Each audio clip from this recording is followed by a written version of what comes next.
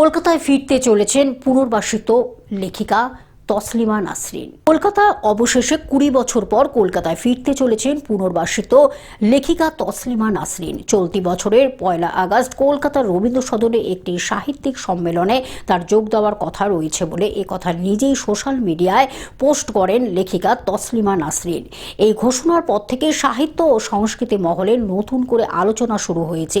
প্রসঙ্গত বাংলায় বাম আমলে তাকে বাংলা থেকে তাড়িয়ে দেওয়া হয়েছিল। এরপর তৃণমূলের তরফেও তাকে বাংলায় আসার জন্য কোনো রকম গ্রিন সিগন্যাল দেওয়া হয়নি।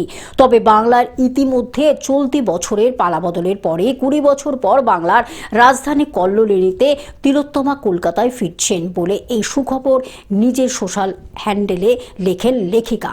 এবার 1 আগস্টের অনুষ্ঠান শান্তিপূর্ণভাবে সম্পন্ন হয় কিনা এবং দীর্ঘ বিরতির পর কলকাতা কিভাবে তসলিমা নাসরিনকে স্বাগত জানায় সেদিকে নজর থাকবে সাহিত্যপ্রেমী ও সংস্কৃতি মহলে।